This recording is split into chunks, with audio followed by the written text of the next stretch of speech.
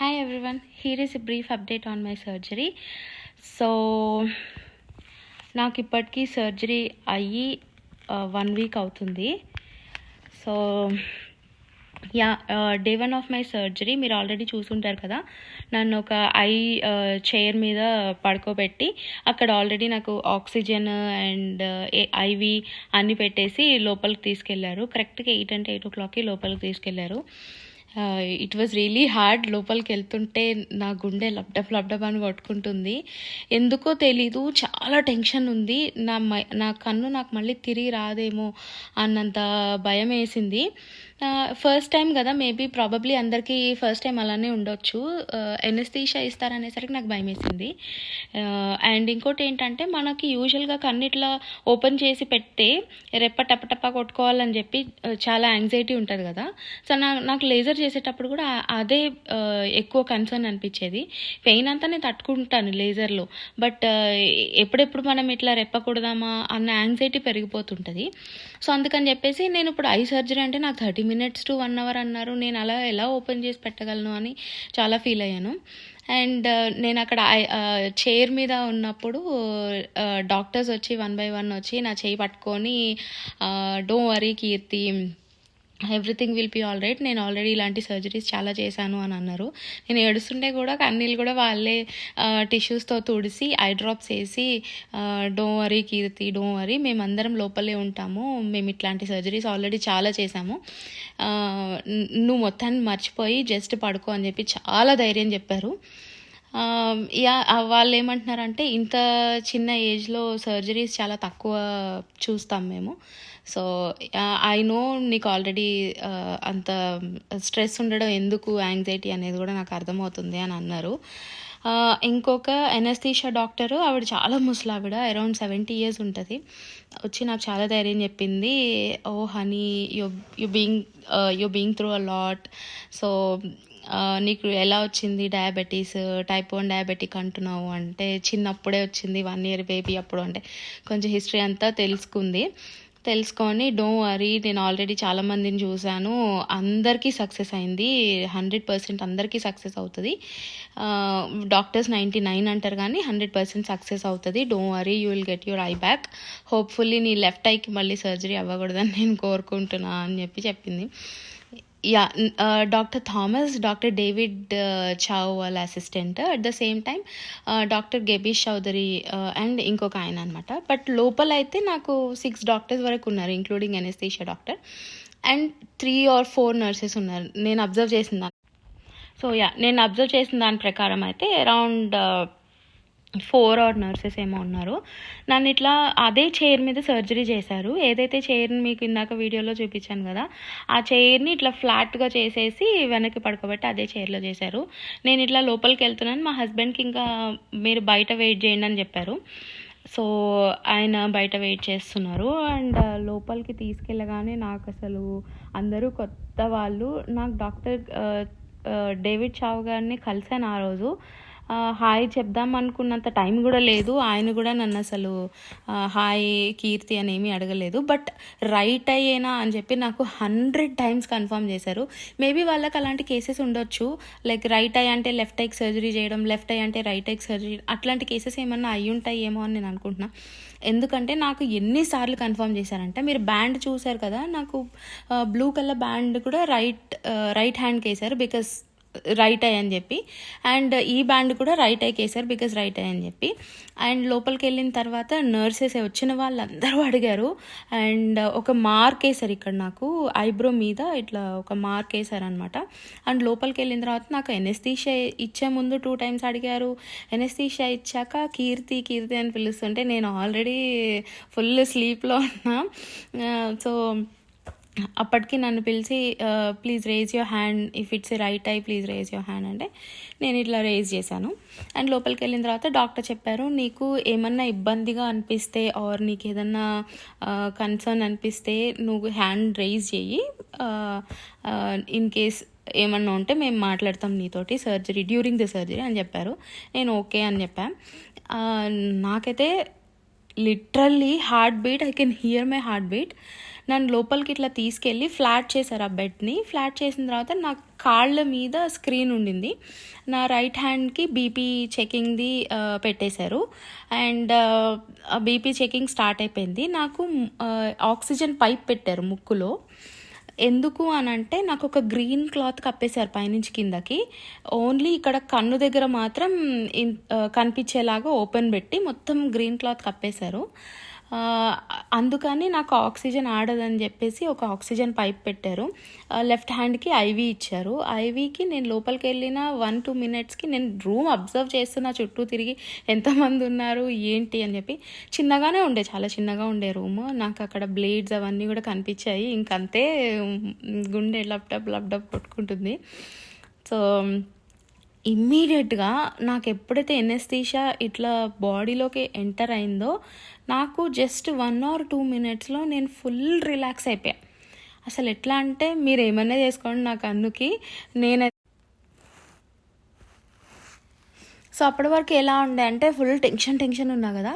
ఎప్పుడైతే నాకు ఎనెస్థీషియా ఐవీలో ఇచ్చారో within few minutes, seconds are minutes, నాకు అది కూడా తెలీదు, ఎంత రిలాక్స్ అయిపోయానంటే నాకేమనిపించింది అంటే లైక్ మీరు ఏమన్నా చేసుకోండి, నా కన్నుతోటి పీకేసేయండి, ఏమన్నా చేసుకోండి, నేనైతే నిద్రపోతా, జరగండి ఫస్ట్, నాకు నిద్ర వస్తుంది అన్నట్టు రిలాక్స్ అయిపోయాను అనమాట.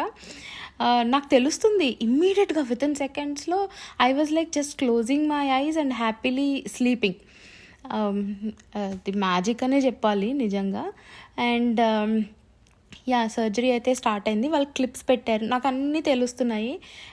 స్లీప్ అంటే కొంచెం పడుకొని రిలాక్స్ ఉన్నాను, అన్నీ తెలుస్తున్నాయి. క్లిప్స్ పెట్టారు. ఐ థింక్ ఇక్కడ కార్నర్లో ఒక క్లిప్ పెట్టారు, ఇక్కడ కార్నర్లో ఒకటి, పైన ఒకటి పెట్టినట్టున్నారు. సో నాకు క్లిప్స్ అయితే కనిపిస్తున్నాయి. అండ్ కన్ను కూడా నేను టెన్షన్ పడింది ఏంటంటే మన ఇట్లా ఫ్లాప్ చెయ్యాలి కదా అని టెన్షన్ పడ్డా కదా. నాకు కన్ను మూసినా తెరిచినా ఒకేలాగుంది. సో ఈ కన్ను ఎలా ఫీల్ ఉందో, లెఫ్ట్ కళ్ళు మూస్తే హ్యాపీగా ఎలా ఉన్నానో ఈ కన్ను కూడా అలాగే ఉంది. Maybe that's what they calling as freezing the I. So నాకేం లేదు, ఏదో రెప్ప కొట్టాలి, డిస్కంఫర్ట్ కూడా ఏమీ లేదు. సో నాకు ప్రెషర్ తెలుస్తుంది, they are touching my eye అని తెలుస్తుంది. So there is some needle going inside the eye అని తెలుస్తుంది. నేను మధ్యలో ఒకసారి హ్యాండ్ రేజ్ చేశాను. రేజ్ చేసి నాకు పెయిన్ తెలుస్తుంది అని అంటే వాళ్ళు ఏం చేశారో నాకు తెలియదు. మళ్ళీ ఎనెస్థీషియా ఏమన్నా ఎక్కువ ఇచ్చారేమో నాకు తెలీదు. విదిన్ ఫ్యూ సెకండ్స్లో నాకు మళ్ళీ ఏం తెలియట్లేదు. అండ్ నేనైతే డౌట్స్ అడుగుతూనే ఉన్నా, హ్యాండ్ రైజ్ చేస్తూ ఉన్నా. ఫైనల్గా డాక్టర్ అయితే నేను ఇట్లా హ్యాండ్ రైజ్ చేస్తే దాన్ని ఇట్లా కింద కనేశారు. కామ్ డౌన్ కీర్తి అని అంటున్నారు, you are doing good, calm down అని అంటున్నారు. So I know I shouldn't disturb them. కానీ మనకేంటంటే అది నాకు ప్రెషరా లేదంటే అది నొప్ప అనేది నాకు తెలియట్లేదు. సంథింగ్ ఈజ్ గోయింగ్ ఆన్ అని తెలుస్తుంది. అంటే ఇప్పుడు వాళ్ళు గట్టిగా ఇట్లా కన్ను నొక్కేసినప్పుడు నొప్పి తెలియదు, ప్రెషర్ ఉంటుంది కదా. సో అది నాకు ప్రెషరా లేకపోతే కన్ను నొప్పేస్తుందా అనేది అర్థం కావట్లేదు. నేను చాలా కన్ఫ్యూజ్ స్టేట్లో ఉండే. సో అందుకని నేను 2-3 టైమ్స్ హ్యాండ్ రైజ్ చేశాను. బట్ ఫైనల్గా ఇంకా ఓకే మీరు ఏమైనా చేసుకోండి, లెట్ మీ స్లీప్ అని చెప్పేసి ఈ కన్ను మూసేసుకొని నేను పడుకున్నా. నాకు చాలా అనుకున్నా ఐ వాంట్ టు అబ్జర్వ్ వాళ్ళు ఏం చేస్తున్నారు అది ఇది అని చెప్పి, కానీ ఏం లేదు, నాకు నిద్ర వచ్చేసి నేను నిద్రపోయాను. అండ్ వాళ్ళు మాట్లాడే అయితే నాకు కొన్ని గుర్తున్నాయి. అనాయింగ్ రైట్ అని అన్నారు డాక్టరు. ఆ తర్వాత వచ్చేసి ఇట్స్ ప్రిటీ క్రేజీ అని ఒక డైలాగ్ అయితే వినిపించింది. అండ్ ఫైనల్గా అయితే doctor can I get gas అని అడిగారు. అప్పుడే నేను అనుకున్నా ఓకే ఇది ఎయిర్ బబుల్ అయితే కాదు, గ్యాస్ బబుల్ అని చెప్పి.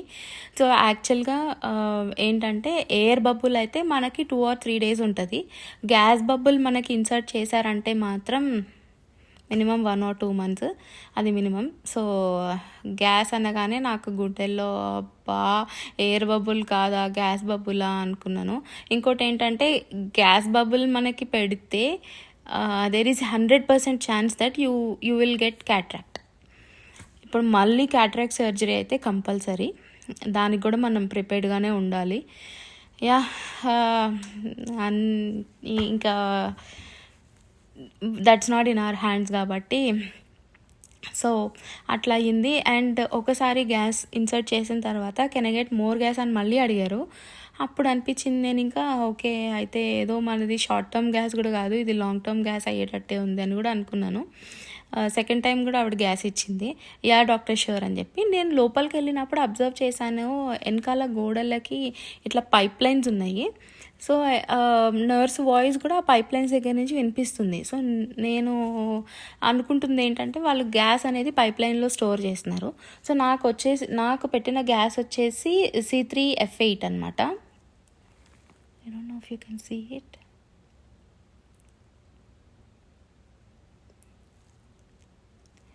C3F8 gas, so which is not harmful to the body.